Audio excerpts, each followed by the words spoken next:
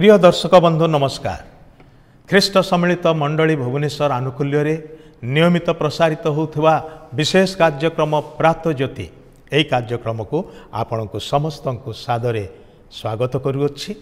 यही कार्यक्रम आपण नियमित देखुअछंती। आपण मानक मध्यरु केही के मध्य आम सहित जोगाजोग करी अछंती, सुचिंतित मतामत मध्य देइछंती, केही प्रार्थनार अनुरोध मध्य देइछंती। आ आमे आपणक निकटरे धन्यवादी अटु। आपणक पाए आम माने प्रार्थना करुअछु। आज पर्यंत जदि आम सहित जोगाजोग करि नाहंती आपणक मध्यरु केही ताहाले आज ही आम सहित जोगाजोग करिया पाए यत्न करंतु। आमने यह कार्यक्रम विशेष भाव में ईश्वर वाक्य किसी ध्यान करिथाओ। आममानकर दैनंदिन जीवन संपर्क में, आममानकर व्यवहारिक जीवन संपर्क में, आ ये दिन मानकर परिवार मध्यरे पिलामानकर जत्न नेबा बा पिलामानकर प्रतिपालन करिबा बा कि प्रकार पिलामानको आमने प्रभुरे बढ़ाई पारिबा सेही संपर्क में आलोचना करुअछु। आज मध्य से प्रसंग में आग को बढ़िबा एवं आजिर ध्यान निमंते ईश्वर वाक्य मु किछि पाठ करने को चाहूँगी, जहाँ आपण माने पाइबा को पारिबे पवित्र बाइबल गीत संहिता पुस्तकर तार 127 गीत तार 3 पदरु 5 पद पर्यंत मु पढ़ुछि। गीत संहिता 127 गीत तार 3 पदरु 5 पद पर्यंत लेखा अछि ए प्रकार। देख संतानगण सदा प्रभुंकर दत्त अधिकार ओ गर्भजात फल ताहांक दत्त पुरस्कार। यौवनर संतानगण वीर पुरुषर हस्तस्थित तीर सदृश, जार तुण तादृश्य तीर पूर्ण से जन सुखी। से माने नगर द्वार रे शत्रुगण संगे कथा कहिबा बेले लज्जित हेबे नाही।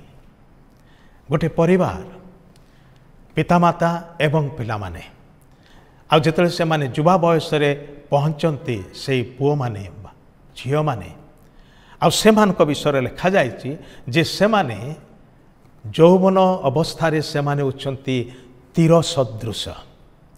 तीर बिंधा जाए गोटे लक्ष्य स्थल को भेद करिवार निमंते, आ तीर जिते ताहा भेद करे सफलता हैला बोली कि आम माने देखु। किंतु एई जो पिला मानकु आम माने परिवार मध्य रे पाइछु, एई पिला माने केमिति आम परिवार मध्य को आसिले? आमे से मानकु मार्केट रो आनी नाहु। ईश्वर सेमानकु आम कोଳରେ देई अछंती। आपणकर परिवार रे थिबा पुओ झियो माने ईश्वर दत्त अधिकार अटंती। ताहा ही आमने वाक्य रे पाठ कलु। से माने ईश्वरंक द्वारा दिया जाइथिबा पिला माने अटंती एवं से माने पुरस्कार भाव रे दिया जाइछंती, उपहार भाव रे दिया जाइछंती। ए कथा दया करी के भूलंतु नाही। अतएव से माने बहुमूल्य अटंती। पिलामानकु छोट छोट विषय मूल्यहीन बोली मने करिबा बा सेमानकु से प्रकार भाव में कहिबा संबोधन करिबा बड़ भूल विषय अटे। अनेक बापा माँ से माने निजर पिलामानकु गाली करू करू सीमा टपिकी गाली करंती, अतिरिक्त गाली करंती, जोटा कि कहिबा कथा नुह से गुड़ाक से माने उच्चारण करती। छोट मनरे एते आघात आसे जे से पिलाटी सानटी बेलू ही आपणक प्रति नकारात्मक चिंताधारा पोषण करने को आरंभ करे। आउ जेतेबेले से किशोर अवस्था पहुँचे बा यौवन अवस्था पहुँचे सेतेबेले से आपणक ठारू से दूर रे थाए, घरे थाए किंतु संपर्क रे आपणक ठारू दूर रे बेसी कथबार्ता करे नाही, बेसी मिसे नाही। आपणकर कथा को मानिबा विषय रे से सबुबले निजर इच्छा को अधिकार दिए, अग्राधिकार दिए। गोटे कथा कहले आउ गोटे जवाब दिए। यही जो प्रकार अवस्था मध्य को से आसिला, आपण कौन भावुंट गोटे राति रे सेमती हो गला? बिल्कुल नुहे। एथिपाई पितामाता मध्य दायी अटंती। आपण छोट पिला मानकु सान बेलू प्रेम रे प्रतिपालन करंतु, प्रेम रे सेमानकु बढ़ांतु, प्रेम रे सेमानकु शिखांतु, बुझांतु। आ सान पिला मानकर अनेक प्रश्न थाए।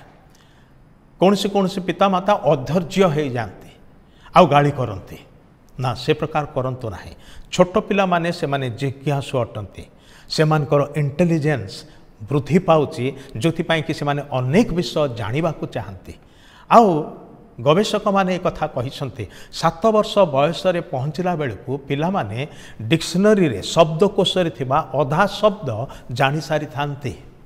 आउ अधा शब्द जानिबा पाई ସେମାନଙ୍କୁ ବାକିତକ ସମୟ ଲାଗେ କିନ୍ତୁ ପ୍ରଥମ 7 ବର୍ଷ 8 ବର୍ଷ ମଧ୍ୟରେ ସେମାନେ ଶବ୍ଦକୋଷର ଡିକ୍ସନାରୀର ପ୍ରାୟ ଅଧା ଶବ୍ଦ ବିଷୟରେ ସେମାନେ ଜାଣିଥାନ୍ତି। ତେବେ ଚିନ୍ତା କରନ୍ତୁ ସେମାନଙ୍କର ମାଇଣ୍ଡ ସେମାନଙ୍କର ମନ କେତେ ପ୍ରଖର ଅଟେ, କେତେ ସୂକ୍ଷ୍ମ ଅଟେ, ଯଦ୍ୱାରା ଯାହା ଶୁଣିଲେ ବା ଯାହା ଦେଖିଲେ ସେମାନେ ଅତି ଶୀଘ୍ର ତାହା ସ୍ମରଣରେ ରଖିପାରନ୍ତି, ବୁଝିପାରନ୍ତି ବା ମନେ ରଖନ୍ତି। ଏହି ପ୍ରକାର ଅବସ୍ଥାରେ ଥିବା ପିଲାମାନଙ୍କୁ ଆମେ ପ୍ରେମରେ ଯଦି ଶିକ୍ଷା ଦେବା ତେବେ ସେମାନଙ୍କର ଜୀବନ ଉତ୍ତମ ଭାବରେ ଗଠିତ ହେବ। ଆମମାନେ ବିଶେଷ କରିକି ଆଜି ପଢ଼ିଲୁ ଯେ ପିଲାମାନେ ହେଉଛନ୍ତି ସେଇ ତୃଣରେ ଥିବା ତୀର ସଦୃଶ। ଧନୁର୍ଦ୍ଧର ଯେତେବେଳେ ତୀର ନେଇକି ସେ ଜଙ୍ଗଲକୁ ଯାଏ ଶିକାର କରିବାର ନିମନ୍ତେ ତା ତୃଣ ଗୋଟେ ଖାପ ଥାଏ, ତାର ପଛପଟେ ଝୁଲିଥାଏ, ସେଥିରେ ଗୁଡ଼ାଏ ତୀର ସେ ରଖିଥାଏ। କାହିଁକି ପଛରେ ଝୁଲେଇ ଥାଏ ତାହା? କାରଣ ସେ ସେଇଠୁ ଗୋଟେ ବାହାର କରେ ଏବଂ ଲକ୍ଷ୍ୟ କରିକି ସେ ବିନ୍ଧେ, ସେ ଶିକାର କରିପାରେ। ତୀର ହେଉଛି ସେ ତୃଣରେ ଥିବା ତୀର ଯେଉଁଟାକି କାର୍ଯ୍ୟରେ ଆସେ। ତା ପାଖରେ ଅନେକ ତୀର ଥିବ କିନ୍ତୁ ସେ ସବୁ ଘରେ ଥିବ, କେବଳ 4-5ଟା ମାତ୍ର ଧରିକି ସେ ଯାଇଥିବ। ସେ କେଉଁ ତୀରକୁ ବ୍ୟବହାର କରିବ? ଘରେ ଥିବା ତୀରକୁ ନା ତୃଣରେ ଥିବା ତୀରକୁ? ନିଶ୍ଚିତ ରୂପେ ତୃଣରେ ଥିବା ତୀରକୁ। ତାର ଅର୍ଥ ହେଉଛି ଯେଉଁ ତୀର କାର୍ଯ୍ୟରେ ଆସିବ ଏବଂ ନିକଟରେ ଉପଲବ୍ଧ ଅଟେ, ପାଖରେ ଅଛି। ପିଲାମାନେ ସେହି ପ୍ରକାର ଅଟନ୍ତି। ତୃଣରେ ଥିବା ତୀର ସଦୃଶ ତାକୁ ବାହାରେ ରଖିଦିଅନ୍ତୁ ନାହିଁ। ସଂସାର, ସାଂସାରିକତା, ଦିଆବଳ, ପାପ, ମନ୍ଦ, ପରୀକ୍ଷା, ପ୍ରଲୋଭନ, କୁସଂସର୍ଗ ଇତ୍ୟାଦି ବିଷୟ ଆମମାନଙ୍କର ପିଲାମାନଙ୍କୁ ଆମଠାରୁ ଦୂରକୁ ନେଇଯାଉଛି। ସେମାନେ ଆମ ସହିତରେ, ଆମ ପାଖରେ ଥିବା ସେ ତୃଣରେ ଥିବା ତୀର ପରି ନୁହନ୍ତି। ସେମାନେ ଦୂରରେ ଅଛନ୍ତି। ଯେତେବେଳେ ଆପଣଙ୍କୁ ଦରକାର ପଡ଼ୁଛି ସେତେବେଳେ ସେମାନେ ପାଖରେ ନାହାନ୍ତି ଆଉ ଆପଣ ଅସ୍ତବ୍ୟସ୍ତ ହୁଅନ୍ତି। କିନ୍ତୁ ଈଶ୍ୱରଙ୍କ ବାକ୍ୟ ଆମମାନଙ୍କୁ ଶିକ୍ଷା ଦିଏ। ସେଥିପାଇଁ ସେମାନେ ଆପଣଙ୍କର ନିକଟରେ ପୁରସ୍କାର ଉପହାର ଭାବରେ ଦିଆଯାଇଛନ୍ତି। ଆପଣ ସେମାନଙ୍କୁ ତୀର ପରି ଶାଣିତ ରଖନ୍ତୁ। ସେମାନଙ୍କର ବୁଦ୍ଧିରେ, ସେମାନଙ୍କର ଜ୍ଞାନରେ, ସେମାନଙ୍କର ସ୍ୱଭାବ ଚରିତ୍ରରେ ପରିଷ୍କୃତ ଏବଂ ଶାଣିତ ରଖନ୍ତୁ, ଯେପରିକି ସେମାନେ ବ୍ୟବହାର କରିବା ସମୟରେ କାର୍ଯ୍ୟରେ ଆସିବେ, ସେମାନେ ପାଖରେ ଉପଲବ୍ଧ ରହିବେ। ସେଥିପାଇଁ ଲେଖାଗଲା, ସେମାନେ ନଗର ଦ୍ୱାରରେ ଶତ୍ରୁଗଣ ସଙ୍ଗେ କଥାବାର୍ତ୍ତା କରିବା ବେଳେ ଲଜ୍ଜିତ ହେବେ ନାହିଁ। ଓ ଈଶ୍ୱର ପରାୟଣ ପରିବାର ସେ ପ୍ରକାର, ଈଶ୍ୱର ପରାୟଣ ପିତାମାତା ସେ ପ୍ରକାର ଭାବରେ ନିଜର ପିଲାମାନଙ୍କୁ ଗଠନ କରନ୍ତି, ତିଆରି କରନ୍ତି। ପ୍ରଭୁ ଆପଣଙ୍କୁ ସାହାଯ୍ୟ କରନ୍ତୁ, ଆପଣଙ୍କର କୁନି ପିଲାମାନଙ୍କୁ ଏ ପ୍ରକାର ଭାବରେ ଗଠନ କରିବାର ନିମନ୍ତେ ଧନ୍ୟବାଦ।